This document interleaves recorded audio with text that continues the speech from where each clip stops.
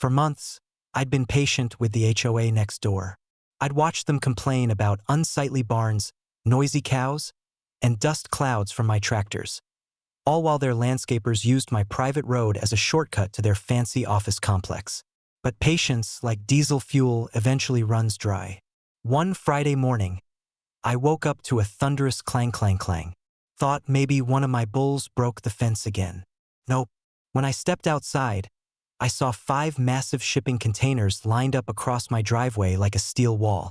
Each one spray-painted with Private HOA Road, No Ranch Access. I actually laughed out loud. See, what Karen and her HOA board didn't realize was that my driveway, the one they just blocked, wasn't just my access point. It was the only access road that led to their HOA clubhouse, pool, and office complex. They'd literally trapped themselves behind their own blockade.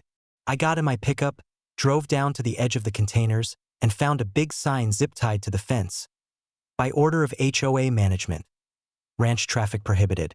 Violators will be towed. So I grabbed a Sharpie and added underneath, "Cool. Enjoy walking." Then I called my buddy Dave, who runs a heavy equipment rental business. "Hey, you still got that old excavator with the claw arm?" He chuckled. "You finally gonna do something about the HOA?" "Yup," I said. "It's moving day." By noon, I had the excavator parked beside the containers. I didn't touch them. I'm not that dumb, but I did start building a brand new fence behind them. Steel posts, barbed wire, the works. In less than an hour, those 5 containers were officially boxed in on both sides. Then, I hung a sign, "Private Agricultural Zone. Entry by permit only. Contact landowner for access." 2 hours later, Karen showed up. She stomped toward me in her heels, holding a clipboard and waving her phone like a badge. "You can't do this. You're blocking our property." I tipped my hat. "Oh, I'm not blocking anything, ma'am." "You are." She blinked. "Excuse me." I pulled out the property map. "See here? The road, the land under it, even the gravel you're standing on. All of it's deeded to me.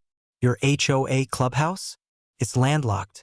Only access is through here." Her jaw twitched. "That's impossible. We've used this road for years." "Sure," I said, "with my permission. But you revoked that yourself this morning." The color drained from her face as realization hit. Her office staff couldn't get in. The HOA landscapers were stranded outside.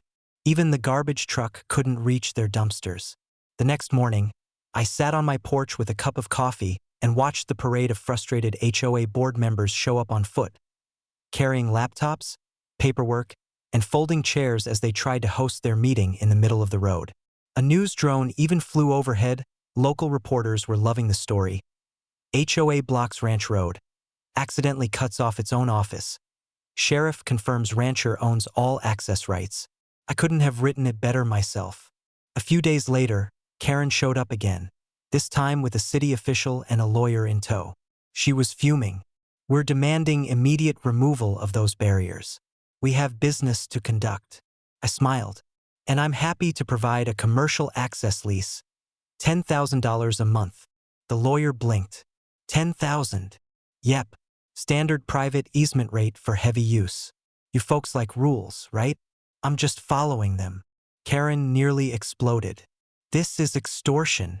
"Nope," I said, sipping my coffee. "It's property law." They had no choice.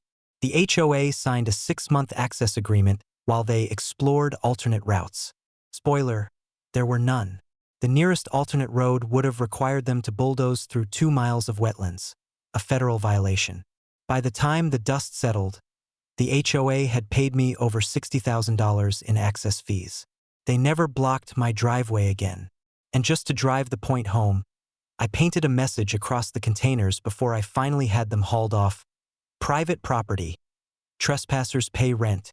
These days, every time I drive past the HOA clubhouse and see their fancy "Welcome to Lakeside Meadows" sign, I can't help but grin, because behind that manicured grass and polished stone sits an office that runs, quite literally, at the mercy of my dirt road. And that's the sweetest kind of justice. When you don't even have to fight Karen, you just let her box herself in. Smiling face with sunglasses want me to keep rolling with number 3562. HOA shut off my well water. Didn't know I lease it to the fire department? That one's fiery, literally. Got its smiling face with sunglasses. Here's number 3562. HOA shut off my well water. Didn't know I lease it to the fire department. This one's got a little spite, a lot of irony, and ends with Karen learning exactly what hydration karma feels like.